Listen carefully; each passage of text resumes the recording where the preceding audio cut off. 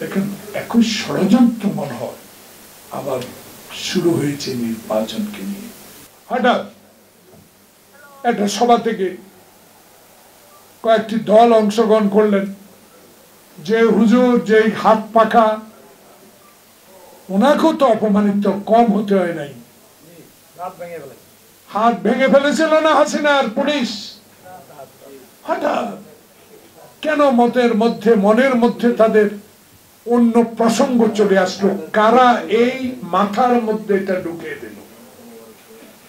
যখনই লন্ডন প্রত্যাশা পূরণের অপেক্ষায়, তখনই সরোয়ার্দী উদ্যানে এই মিটিং করে, সভা করে, আরো 2-4 জন রাজনৈতিক নেতাকে নিয়ে পিআর, সংখ্যানুপাত, নতুন পদ্ধতি, সংস্কার ছাড়া নির্বাচন হবে না। আজকে আবার দেখি এই ষড়যন্ত্রগুলো আবার কেন শুরু হয়েছে জানেন? একটি মাত্র কারণে, তারেক রহমানের ধৈর্য, তারেক রহমানের সহচর্যের ধৈর্য। রক্তাক্ত অবস্থাও মাথা আল্লাহ ছাড়া কারো কাছে নত করেন নাই।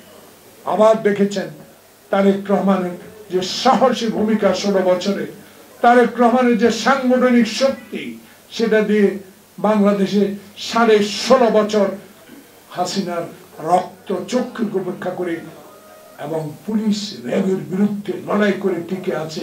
যারা জীবন দিয়েছে তাদের স্মরণ করি, যারা মৃত্যুর পর থেকে আমরা বেঁচে আছি, আমরা সাজরে এখনো চিৎকার দিয়ে যখন বলি দেশে একটা নির্বাচন দিতে হবে।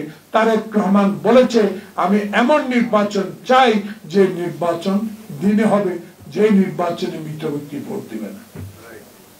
ঠিক তেমনি মুক্তি আমার ষড়যন্ত্র। এই ষড়যন্ত্র কিন্তু গভীরে যেতে হবে।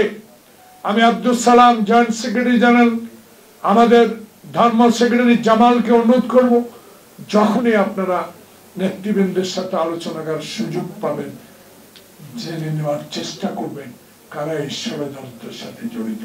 ষড়যন্ত্র এখন ওপেন হয়ে গেছে।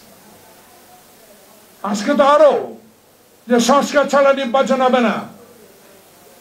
আগে কি জাতীয় সংসদ নির্বাচন না, আগে স্থানীয় সরকার নির্বাচন, নমিনি ডিক্লার, আবার কেউ নির্বাচন করবেন, আবার 300 প্রার্থীও দিয়ে দিল, ইউনিয়ন পরিষদের চেয়ারম্যানের প্রার্থীও দিয়ে দিল, আবার কেউ নির্বাচন হবে না।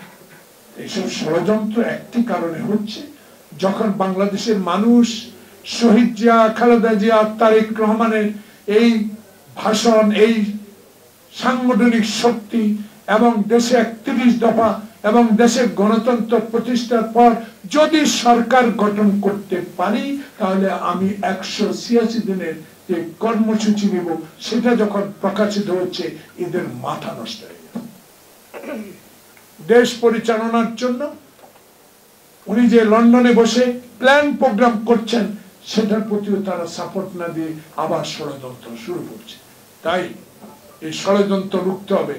বিএনপিকে যত ষড়যন্ত্রের কবলে ফেলেন না কেন, হাসিনাও ফেলার চেষ্টা করেছেন। নিজে বলেছে চট্টগ্রামে যারা এরশাদের অধীনে নির্বাচনে যাবে, যারা, তারা জাতীয় বেঈমান। উনি চলে গেলেন, কিন্তু খালেদা জিয়া নির্বাচনে যান নাই। আবারও বাংলাদেশে বিএনপিকে নিয়ে যে আবার ষড়যন্ত্র শুরু হয়েছে, তার প্রমাণ হাত পাকার মিটিং, তার প্রমাণ আবার কিছু রাজনৈতিক নেতাদের এইসব বক্তব্য, পিআর, সংখ্যানুপাত, নির্বাচন না হওয়া। তাই তত্ত্বাবধায়ক সরকার অনুরোধ জানাবো,